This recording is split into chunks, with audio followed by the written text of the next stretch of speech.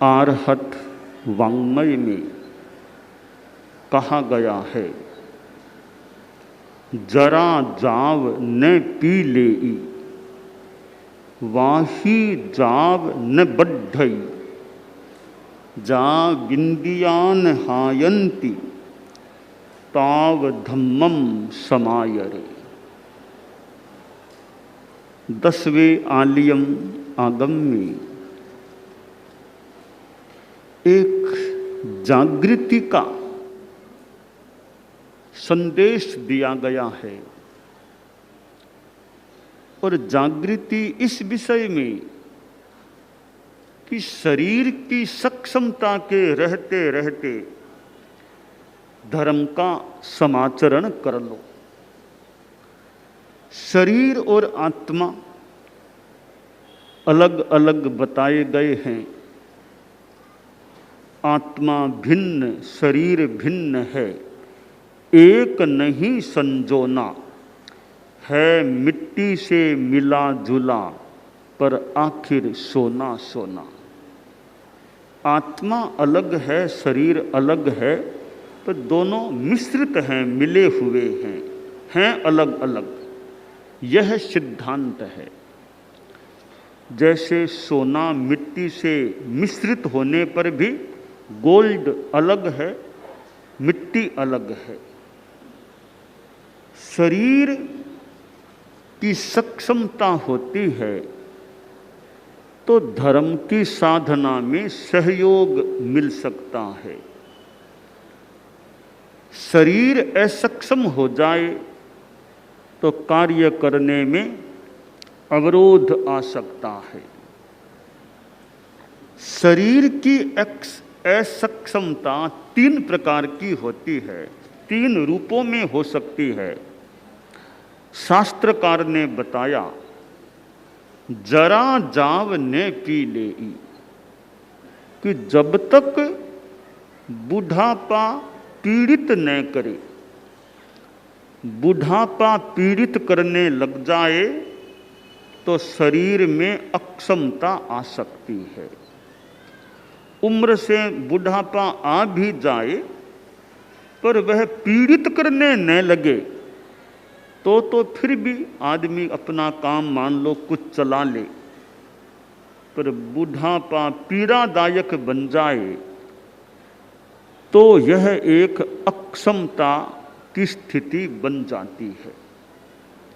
तो बुढ़ापा पीड़ित करने न लगे तब तक धर्म का आचरण विशेषतया कर लो। दूसरी असक्षमता की स्थिति, वाही जाव न बढ़ई, जब तक शरीर में व्याधि न बढ़े। बुढ़ापा तो नहीं आया, उम्र भी ज़्यादा नहीं, परंतु शरीर व्याधिग्रस्त हो जाए, शरीर में बीमारियां लग जाए तो ज़्यादा उम्र न होने पर भी शरीर असक्षम बन जाता है। फिर धर्म करना, सेवा करना कठिन या असंभव हो सकता है। तीसरी अक्षमता की स्थिति है इंद्रियहीनता। इंद्रिय शक्ति क्षीण हो जाए, कमजोर पड़ जाए तो भी कुछ अक्षमता हो सकती है। कानों से सुनाई नहीं देता, आँखों से दिखाई नहीं देता, और भी इंद्रियां कमजोर पड़ गई हैं तो भी कार्य करने में, धर्माराधन में बाधा आ सकती है। तो शरीर की असक्षमता के 3 प्रसंग बता दिए गए। बुढ़ापा पीड़ित करने लग जाए, शरीर में व्याधि बढ़ जाए और इंद्रिय शक्ति हीन हो जाए। उत्तरध्ययनानि में जो कहा गया, परिजूरयिते शरीरयम केशा पंडुरया हवंतिते से सब बलेय हायई समयम गोयम मापमाये। 5 इंद्रियों का बल, सारा बल क्षीण हो रहा है, शरीर जीर्ण शीर्ण हो रहा है, केश पांडुर हो रहे हैं, इसलिए समय मात्र भी प्रमाद मत करो। तो शरीर की सक्षमता रहती है तब सेवा कार्य भी अच्छा हो सकता है। कोई सेवा करना चाहे तो खुद का शरीर सक्षम तो होना चाहिए ना। खुद ही सक्षम नहीं है, खुद ही सेवा ग्राही बन रहा है, वो कितनी क्या सेवा दे पाएगा। तो सेवा करना है, अच्छा कार्य करना है, तो शरीर की अनुकूलता भी अपेक्षित होती है। साधु साधना करता है, अब शरीर अगर अनुकूल है तो वह विहार यात्रा कर सकता है, अन्य संतों की सेवा कर सकता है, गोचरी आदि आदि कार्य कर सकता है। इधर उधर कहीं जाना हो धर्म प्रचार के लिए तो वो कार्य भी कर सकता है। इन सब के लिए शरीर की सक्षमता की अपेक्षा होती है। शास्त्र में कहा गया, शरीर माहु नावत्ति जीवो बुच्चई नाविओ संसारो अर्णवो बुत्तो जम तरंति महेशिनो। ये शरीर एक नौका है, जीव नाविक है, यह संसार अर्णव है, सागर है।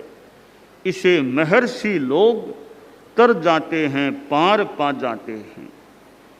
तो इस शरीर को नौका के रूप में काम में लिया जाए, इस भव सागर को तरने के लिए।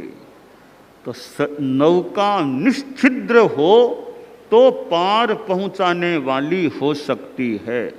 अगर नौका सच्छिद्र है, छेद युक्त है, वो तो डुबोने वाली बन सकती है। यह शरीर रूपी नौका, जीवन नौका, आत्मा नौका, यानी इस नौका में आश्रव के छेद रहेंगे, कर्म बंधन का, वो कर्म आगमन का मार्ग पुष्ट रहेगा, तो यह नौका डुबोने वाली बन सकती है। मिथ्यात्व आश्रव चालू है, इधर अव्रत आदि आदि आश्रव चालू हैं, तो कर्मों का भारी आगमन होगा तो यह नौका तो डूबने वाली, डुबोने वाली बन सकती है। इसलिए आश्रवों का निरोध हो, छेदों को बंद रखा जाए और फिर वो योग तपस्या हो तो संबर इधर निर्जरा, ये दोनों ठीक चलते हैं तो यह नौका हमें भव सागर से पार लगाने वाली, पार पहुंचाने वाली बन सकती है। तो हमें यह मानव जीवन प्राप्त हुआ है जिसे दुर्लभ कहा गया। 4 चीजें दुर्लभ बताई गई, मानुसत्तम सोई श्रद्धा संजमम्य वीरियम। तो पहली बात मानुसत्व, यह मनुष्यता, मनुष्य जन्म दुर्लभ है, दुर्लभ है, वो अभी हमें तो उपलब्ध है। इसलिए इस मानव देह का, मानव शरीर का अच्छा बढ़िया उपयोग करने का प्रयास करना चाहिए। जो साधु बनते हैं और साधना करते हैं वो कितना इस शरीर का मानो अच्छा उपयोग करते हैं। परम पूज्य आचार्य तुलसी हमारे धर्म संघ के 9वें अधिशास्ता, हमारा धर्म संघ जो महामना आचार्य भिक्षु से संबद्ध है, हमारे प्रथम आचार्य आद्य अनुशास्ता परम श्रद्धेय परम पूजनीय आचार्य भिक्षु थे। और उनकी जो उत्तरवर्ती आचार्य परंपरा चली उसमें 9वें हमारे परम पूजनीय आचार्य आचार्य श्री तुलसी थे। उन्होंने बालावस्था में मुनि दीक्षा स्वीकार कर ली थी। जीवन के 12वें वर्ष में ही वे परम पूज्य कालूगणी के पास उनके द्वारा मुनित्व को प्राप्त हो गए थे। और जीवन के 9वें दशक के भी कुछ वर्ष बीतने तक वे मानव जीवन में रहे और हमारे धर्म संघ तेरा पंथ के तो 9वें आचार्य बने। मैं थोड़ी देर पहले साध्वी समुदाय कुछ संत बैठे थे, बता रहा था ये आषाढ़ महीना आ रहा है। आषाढ़ महीना परम पूज्य गुरुदेव तुलसी के महाप्रयाण से जुड़ा हुआ आषाढ़ कृष्णा तृतीया, गुरुदेव तुलसी की महाप्रयाण वार्षिकी तिथि आने वाली है। 26 वर्ष पूरे होने वाले हैं और यह आषाढ़ महीना आचार्य श्री महाप्रज्ञ जी जो हमारे 10वें अधिशास्ता थे उनके जन्म से जुड़ा हुआ है। आषाढ़ कृष्णा तृतीया यानी त्रयोदशी उनका जन्म दिवस और आषाढ़ कृष्णा तृतीया की बात गुरुदेव तुलसी से जुड़ी हुई है। और उधर आषाढ़ शुक्ला त्रयोदशी परम पूजनीय परम श्रद्धेय आचार्य भिक्षु का जन्म दिवस है। तो यूँ ये आषाढ़ महीना हमारे 3 परम श्रद्धेय आचार्य भिक्षु प्रथम आचार्य श्री और 9वें और 10वें आचार्य श्री के जन्म दिवस और गुरुदेव तुलसी के महाप्रयाण दिवस से जुड़ा हुआ है। आचार्य भिक्षु ने भी इस मानव देह में अपने ढंग से तपस्या की, साधना की और उनसे यह संबद्ध जैन श्वेतांबर तेरा पंथ धर्म संघ है, उसमें अभी हम साधना कर रहे हैं। तो ये मानव जीवन में साधना करना, साधुत्व आ जाए फिर तो बहुत ही बड़ी बात है। वो न आ सके तो जीवन में गार्हस्थ्य में रहते हुए भी अनुव्रतों की, श्रावकत्व की, व्रतों की और आगे सुमंगल साधना जो मैंने बताई, ऐसी साधना और भी कोई इस प्रकार की साधना, विभिन्न प्रकार की तपस्याएं की जाती है और स्वाध्याय के द्वारा भी, ध्यान आदि के द्वारा भी एक प्रकार का तप किया जा सकता है। और सेवा भी बहुत बड़ा एक धर्म है, तप है। कहा तो यहाँ तक गया है कि महान्तो ज्ञानिनः सन्ति महान्तो ध्यानिनस्तथा तेभ्योऽपि सुमहान्तश्च सन्ति सेवा परायणः, कि ज्ञानी लोग महान हैं, ध्यानी संत भी महान हैं, परंतु उनसे भी ज़्यादा महान एक संदर्भ में मान लें बात को कि वे संत हैं वे जो सेवा धर्म में परायण रहते हैं। सेवा परायण संत एक अपेक्षा से ज्ञानियों और ध्यानियों से भी महान हो जाते हैं। ज्ञानी भी बहुत बड़ी बात है, बहुत अच्छी बात है, ज्ञान करना और दूसरों को ज्ञान देना बहुत बड़ी बात है। किसी मौके पर वो सेवा की जाती है तो उसका अपना महत्व हो जाता है। और कभी मौके पर स्वाध्याय को गौण करके, पुस्तक को बंद करके बीमार की सेवा में साधु को लग जाना चाहिए कि अभी बस स्वाध्याय कह दो, जो भी कह दो, यही हमारे लिए तो जप है, यही हमारी अभी तो साधना खास ये है निर्जरा के रूप में कि बीमार की सेवा करें। तो रुग्ण की सेवा करना अक्षम है, बीमार है, या फिर सेवा सापेक्ष है, वो प्रोटोकॉल के हिसाब से सेवा सापेक्ष हैं, ऐसे व्यक्तियों की सेवा करना यह भी इस देह की सक्षमता का अच्छा उपयोग करना हो सकता है। और हमारे साधु साध्वियाँ हैं कि भी सेवा करना, सेवा केंद्रों में सेवा देना, तो भाई शरीर सक्षम है तब तक सेवा कर सको वो कर लो, सक्षम हो तब तक वो 3 साल की बात है, तो भी सक्षमता है तब तक काम निपटा लो, अपना वो काम निपटा लो, फिर जितना और काम वो उतना कर लो। तो शरीर सक्षम नहीं रहे फिर कितने क्या सेवा कर पाएंगे। इसलिए शास्त्रकार ने मानो हमें आगाह किया है कि ताव धम्मम समायरे, तब तक धर्म का समाचरण कर लो जब तक बुढ़ापा पीड़ित करने न लगे, जब तक शरीर में व्याधि न बढ़े और जब तक इंद्रिय शक्ति हीन न हो। यह सक्षमता साधु समुदाय के लिए तो काम की है ही, कि जो करना हो शरीर के सक्षम रहते कर लो। बाद का क्या भरोसा कि बाद में कर लेंगे, बाद में कर। उपवास तपस्या है कि बाद में करेंगे, बाद में फिर शरीर की अनुकूलता नहीं रही, अब तो उपवास करना छोड़ना पड़ेगा। पहले जितने हो जाए उतने कर लो, बाद में अनुकूलता हो तो करते रहना, अभी अनुकूलता है तो अभी तो कर लो। कर्या सो काम भज्या सो राम, जितना कर ले वो अपना है, जितना अपना खजाना भर ले तपस्या से साधना से वो अपनी है। तो आदमी को जो शास्त्र में कहा गया सैपाथेय अपाथेय, एक यात्री जंगल के रास्ते से जाने वाला है, साथ में भाता है, टिफिन है, भोजन पानी की व्यवस्था साथ में है, रास्ता लंबा, बीच में कोई भोजनालय है नहीं, प्याऊ कोई है नहीं, तो साथ में भोजन पानी है, तो जब भूख प्यास लगेगी अपना उस सामग्री को काम लेकर के आगे बढ़ सकेगा। साथ में कुछ नहीं लिया है, ऐसे ही चल पड़ा, रास्ता लंबा, क्या खाएगा क्या पिएगा, प्राणांत तक भी हो जाए तो क्या पता है।